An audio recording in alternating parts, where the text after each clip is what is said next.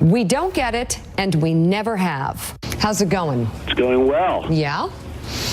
Do you like Vladimir Putin's comments about you? Sure. Why has President Trump kowtowed to Russian President Putin since the beginning of the campaign? When people call you brilliant, that's always good, especially when the person heads up Russia. No one has a good answer. Yeah. Well, I mean, also as a person that kills journalists, political opponents, obviously that it would be a concern, would it not? Any other candidate would have hit this softball out of the park. He's running his country. But not Trump. At least he's a leader, unlike what we have in this country. Joe tried slowing down for emphasis. No, but again, he kills journalists that don't agree with him. Well, I think our country does plenty of killing also, Joe. So. But Bob Mueller heads into the office every morning to put the puzzle pieces together. And what we know so far might explain why the president appears so panicked. September 2015, 3 months after Trump came down the escalator to announce his campaign, Michael Cohen, executive vice president of the Trump Organization, began discussions about a Trump Tower project in Moscow. That same month, Cohen said this as a campaign surrogate. There's a better than likely chance Trump may even meet with Putin when he comes here for the United Nations. People want to meet Donald Trump. Your outside counsel intimated that you may have a meeting with the Russian president. Well, I had heard that he wanted to meet with me, and certainly I am open to it. I'm not sure. I know that people have been talking. Cohen told the Washington Post that he discussed the deal 3 times with the candidate, and that Trump, who led in nearly every poll for the Republican nomination, signed a letter of intent with a Moscow-based developer on October 28, 2015, the night of the GOP's 3rd presidential debate. I think maybe my greatest weakness is that I trust people too much. I'm too trusting. In an email on November 3rd, later reported by the New York Times, Trump business associate Felix Sater wrote to Cohen about the Moscow project. Quote, I will get Putin on this program, and we will get Donald elected. In early December, soon-to-be Trump National Security Advisor Michael Flynn was paid through his speaker's bureau to attend a gala with Putin. Putin later said they hardly spoke. I didn't even really talk to him. That's the extent of my acquaintance with Mr. Flynn. Flynn later denied being paid by Russians. January 2016. In an attempt to revive the stalled Trump Tower Moscow project, Michael Cohen sent an email to Putin's personal spokesman, Dmitry Peskov, to ask for help, according to documents later submitted to Congress, reported on by the Washington Post. Peskov later said he got the email but did not reply. Meanwhile, Trump began to rack up primary victories and endorsements. I told Donald Trump, this isn't a campaign, this is a movement. February 29th, 2016, Paul Manafort, a career consultant for international strongmen, wrote a memo offering his services, according to the New York Times, in which Manafort offered to work for free. Recent court filings accuse Manafort and Deputy Rick Gates of being tied up in a multi-million-dollar money laundering scheme with pro-Russian interests. They have pleaded not guilty. On March 10th, Russian hackers sent phishing emails in an attempt to compromise the inboxes of Democratic Party operatives tied to Hillary Clinton, according to the Associated Press. Within 9 days, they would have access to at least 50,000 emails of campaign chairman John Podesta. In a meeting with the Washington Post on March 21st, Trump announced members of his foreign policy team. Carter Page, PhD, George Papadopoulos. He's an oil and energy consultant. Excellent guy. That very week, Papadopoulos met in London with a Russian national and a professor with ties to the Kremlin. Volunteer Papadopoulos emailed Trump's national co-chair Sam Clovis and several members of the campaign's foreign policy team, telling them he had met with the Russian ambassador and, quote, Putin's niece, who discussed a meeting between Russian leadership and Trump. Clovis replied not to make any commitments and added, great work. I have nothing to do with Russia. To the best of my knowledge, no person that I deal with does. At a national security meeting held in the under-construction Trump Hotel in Washington, Papadopoulos told Trump, Jeff Sessions, and others about the meeting. According to advisor J.D. Gordon, Sessions shut down the idea. The president said he doesn't remember. It's a very unimportant meeting. Took place a long time. Don't remember much about it. A few weeks later, in late April, the Democratic National Committee's IT department picked up suspicious activity and called in the firm CrowdStrike, discovering a hack that pointed to the Russian government. At the same time, the foreign professor with Kremlin ties told Papadopoulos that he had just returned from Moscow, where he had learned that the Russians had obtained dirt on Hillary Clinton, thousands of emails. Papadopoulos continued the correspondence and attempts to set up a meeting. That night, Trump posted huge victories in a slew of states. I consider myself the presumptive nominee, absolutely.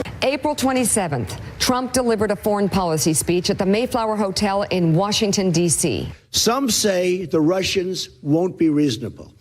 I intend to find out. In the audience, Jeff Sessions, who met with Russian Ambassador Sergei Kislyak at a reception before the speech, an encounter Sessions forgot in sworn testimony. I did not have communications with the Russians. Jared Kushner also met with Kislyak at the event, something he would not disclose for more than a year. Reuters later reporting that Kushner had 3 undisclosed calls with Kislyak from April through the general election in November. In May, Kushner received a message from the deputy head of Russia's central bank, Alexander Torshin, seeking a meeting and hinting that he had a message from Putin. Kushner declined, yet Donald Trump Jr. met with Torshin on the sidelines of an NRA event. But the biggest development was still to come.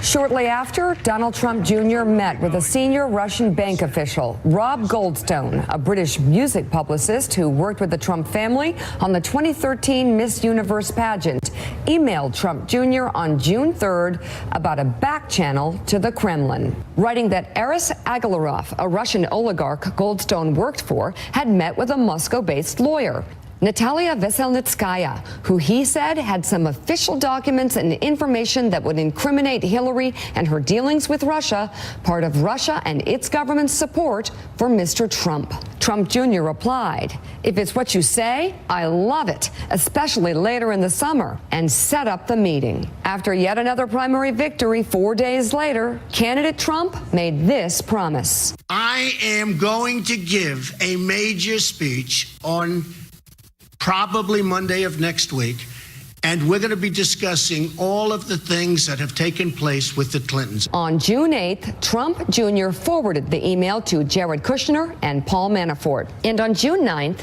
the trio met with Veselnitskaya, Renat Akhmekshin, a Russian lobbyist and former Soviet counterintelligence sergeant, Ike Kavaladze, who worked for the Russian billionaire Agalarov and was a subject of a federal report on foreign money moving through U.S. banks, and a Russian translator. But weeks later, Trump Jr. denied any whiff of assistance from Moscow. What's happening with the Russians? It's disgusting. It's so phony. Trump Jr. would later have several explanations of the meeting, but continues to insist nothing of consequence came from it. Just hours after the Russians left Trump Tower, Trump Sr. responded to a Clinton tweet, writing, "Where are your 33,000 emails that you deleted?" On June 12th, WikiLeaks founder Julian Assange said he might know. We have upcoming leaks in relation to Hillary Clinton, which is great. Meanwhile, Jared Kushner took over the campaign's data operation in June, according to an interview with Forbes.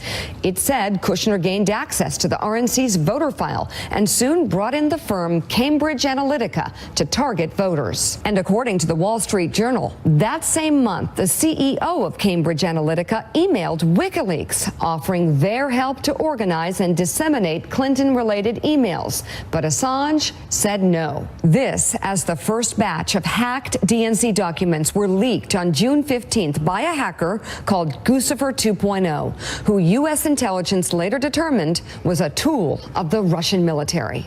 June 19th, Trump foreign policy advisor Carter Page, who later attended the RNC, said he sent an email to top campaign aides Corey Lewandowski and Hope Hicks, as well as foreign policy advisors J.D. Gordon and Sam Clovis, to say he was headed to Moscow. Page later said he mentioned the trip to Jeff Sessions, though Sessions apparently forgot. I'm not aware of any of those activities. And he also forgot another meeting he had with Sergei Kislyak in July. And I did not have communications with the Russians.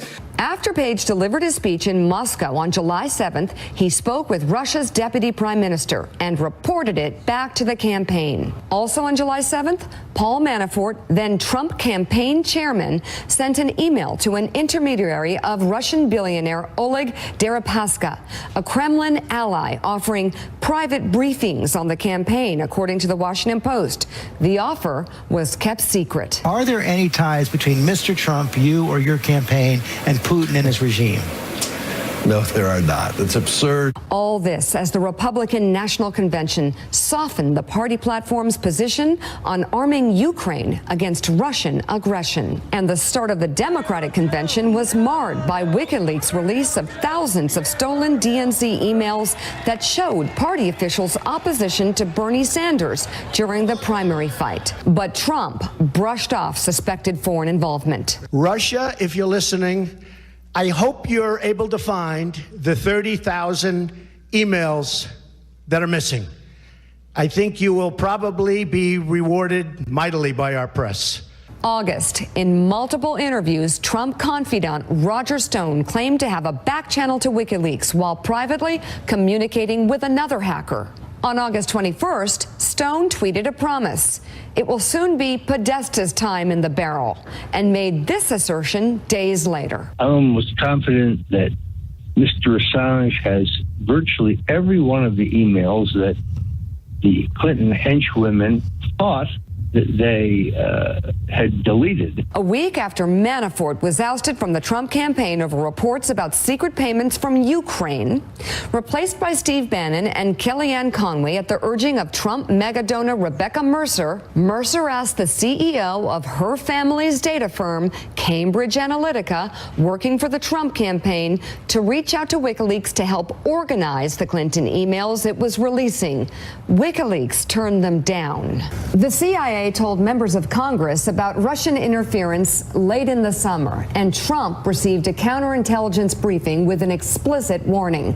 If foreign actors like the Russians try to infiltrate your campaign, tell the FBI. But Trump continued to cast doubt. Putin recently said that the hacking of the Democratic National Committee's emails was a public service. You agree? I don't have any opinion on it. I don't know anything about it.